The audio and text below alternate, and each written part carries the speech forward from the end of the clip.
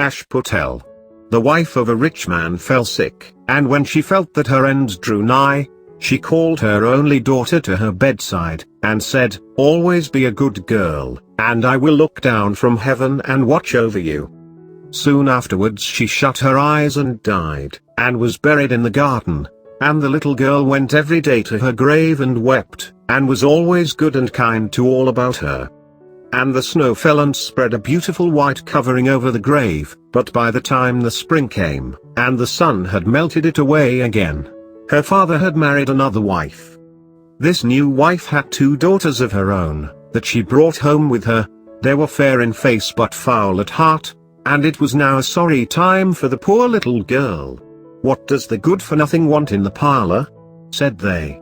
"They who would eat bread should first earn it, away with the kitchen maid." Then they took away her fine clothes, and gave her an old grey frock to put on, and laughed at her, and turned her into the kitchen.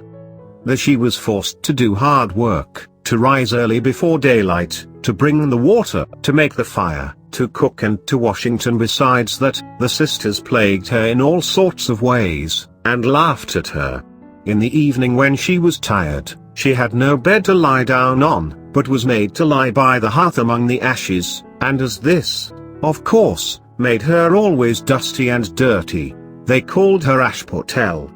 It happened once that the father was going to the fair, and asked his wife's daughters what he should bring them. "Fine clothes," said the first. "Pearls and diamonds," cried the second. "Now, child," said he to his own daughter, "what will you have?" "Their first twig, dear father, that brushes against your hat when you turn your face to come homewards," said she. Then he bought for the first 2 the fine clothes and pearls and diamonds they had asked for, and on his way home, as he rode through a green copse, a hazel twig brushed against him, and almost pushed off his hat, so he broke it off and brought it away, and when he got home he gave it to his daughter. Then she took it, and went to her mother's grave and planted it there, and cried so much that it was watered with her tears, and there it grew and became a fine tree. 3 times every day she went to it and cried, and soon a little bird came and built its nest upon the tree, and talked with her, and watched over her, and brought her whatever she wished for. Now it happened that the king of that land held a feast, which was to last 3 days, and out of those who came to it his son was to choose a bride for himself. Ashputtel's 2 sisters were asked to come, so they called her up, and said, "Now, comb our hair, brush our shoes, and tie our sashes for us, for we are going to dance at the king's feast." Then she did as she was told, but when all was done she could not help crying, for she thought to herself, she should so have liked to have gone with them to the ball, and at last she begged her mother very hard to let her go. "You, Ashputtel," said she, "you who have nothing to wear, no clothes at all, and who cannot even dance, you want to go to the ball." And when she kept on begging, she said at last, to get rid of her, "I will throw this dish full of peas into the ash heap, and if in 2 hours' time you have picked them all out, you shall go to the feast too." Then she threw the peas down among the ashes, but the little maiden ran out at the back door into the garden, and cried out, "Hither, hither!" Through the sky, turtle doves and linnets fly. Blackbird, thrush, and chaffinch gay, hither, hither, haste away. One and all come help me, quick. Haste ye, exclamation mark, pick, pick, pick. Then first came 2 white doves, flying in at the kitchen window, next came 2 turtle doves, and after them came all the little birds under heaven, chirping and fluttering in, and they flew down into the ashes. And the little doves stooped their heads down and set to work, pick, pick, pick, and then the others began to pick, pick, pick, and among them all they soon picked out all the good grain, and put it into a dish but left the ashes. Long before the end of the hour the work was quite done, and all flew out again at the windows. Then Ashputtel brought the dish to her mother, overjoyed at the thought that now she should go to the ball. But the mother said, "No, no. You slut, you have no clothes, and cannot dance. You shall not go." And when Ashputtel begged very hard to go, she said, "If you can in 1 hour's time pick 2 of those dishes of peas out of the ashes, you shall go too." And thus she thought she should at least get rid of her. So she shook 2 dishes of peas into the ashes. But the little maiden went out into the garden at the back of the house, and cried out as before, "Hither, hither." Through the sky, turtle doves and linnets fly. Blackbird, thrush, and chaffinch gay, hither, hither, haste away. One and all come help me, quick. Haste ye, exclamation mark, pick, pick, pick. Then first came 2 white doves in at the kitchen window, next came 2 turtle doves, and after them came all the little birds under heaven, chirping and hopping about. And they flew down into the ashes, and the little doves put their heads down and set to work, pick, pick, pick, and then the others began pick, pick, pick, and they put all the good grain into the dishes, and left all the ashes. Before half an hour's time all was done, and out they flew again. And then Ashputtel took the dishes to her mother, rejoicing to think that she should now go to the ball. But her mother said, "It is all of no use. You cannot go. You have no clothes, and cannot dance, and you would only put us to shame," and off she went with her 2 daughters to the ball. Now when all were gone, and nobody left at home, Ashputtel went sorrowfully and sat down under the hazel tree, and cried out, "Shake, shake, hazel tree, gold and silver over me." Then her friend the bird flew out of the tree, and brought a gold and silver dress for her, and slippers of spangled silk, and she put them on, and followed her sisters to the feast. But they did not know her, and thought it must be some strange princess.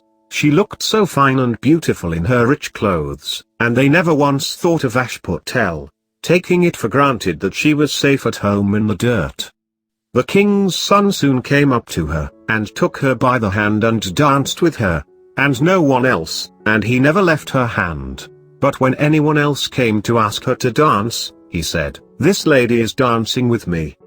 Thus they danced till a late hour of the night, and then she wanted to go home, and the king's son said, "I shall go and take care of you to your home," for he wanted to see where the beautiful maiden lived.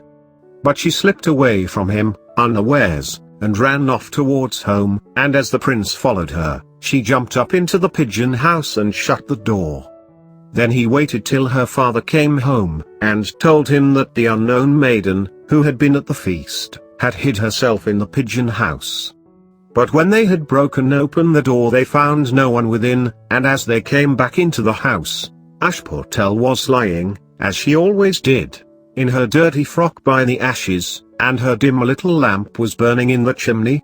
For she had run as quickly as she could through the pigeon house and onto the hazel tree, and had they taken off her beautiful clothes, and put them beneath the tree, that the bird might carry them away, and had lain down again amid the ashes in her little grey frock.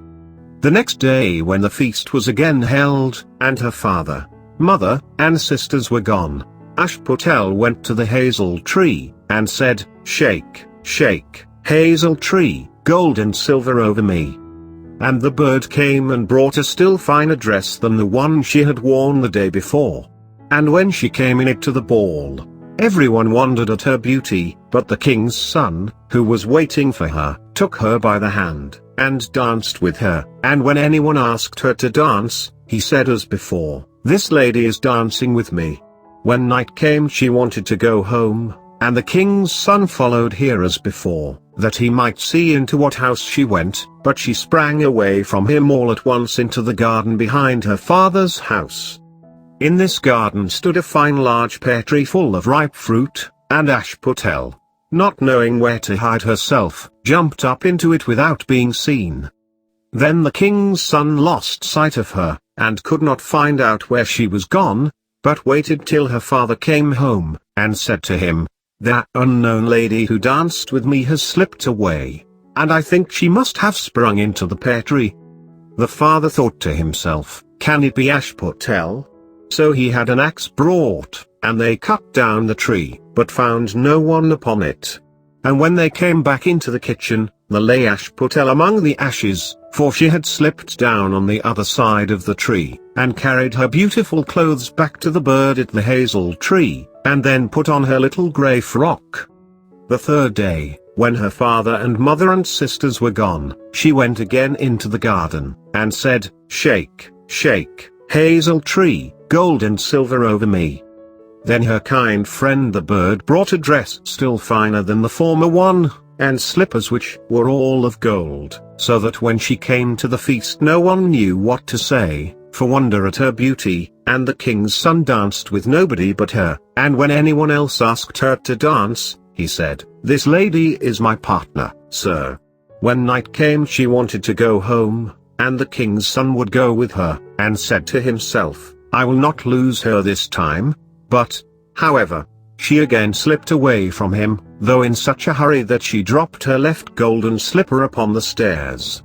The prince took the shoe, and went the next day to the king his father, and said, "I will take for my wife the lady that this golden slipper fits." Then both the sisters were overjoyed to hear it, for they had beautiful feet, and had no doubt that they could wear the golden slipper. The eldest went first into the room where the slipper was, and wanted to try it on, and the mother stood by, but her great toe could not go into it, and the shoe was altogether much too small for her. Then the mother gave her a knife, and said, "Never mind, cut it off. When you are queen you will not care about toes, you will not want to walk." So the silly girl cut off her great toe, and thus squeezed on the shoe, and went to the king's son. Then he took her for his bride, and set her beside him on his horse, and rode away with her homewards. But on their way home they had to pass by the hazel tree that Ashputtel had planted, and on the branch sat a little dove singing, "Back again. Back again.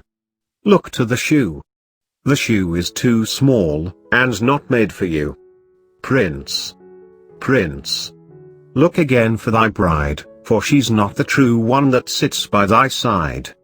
Then the prince got down and looked at her foot, and he saw, by the blood that streamed from it, what a trick she had played him. So he turned his horse round, and brought the false bride back to her home, and said, "This is not the right bride, let the other sister try and put on the slipper." Then she went into the room and got her foot into the shoe, all but the heel, which was too large.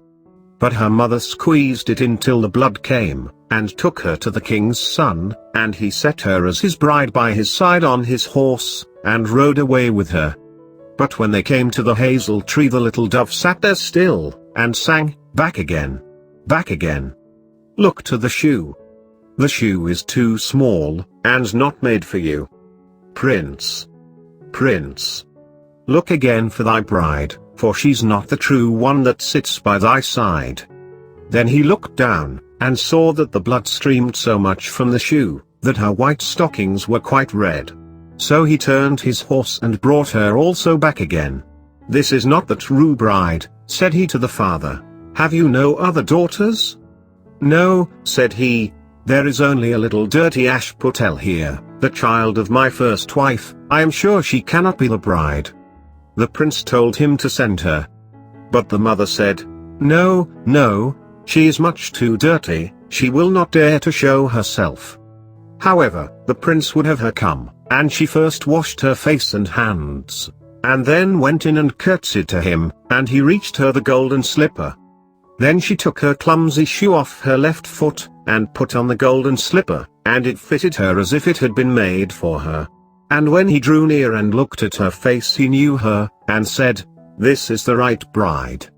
But the mother and both the sisters were frightened, and turned pale with anger as he took Ashputtel on his horse, and rode away with her. And when they came to the hazel tree, the white dove sang, "Home. Home.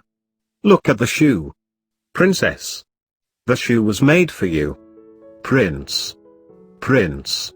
Take home thy bride, for she is the true one that sits by thy side." And when the dove had done its song, it came flying, and perched upon her right shoulder, and so went home with her.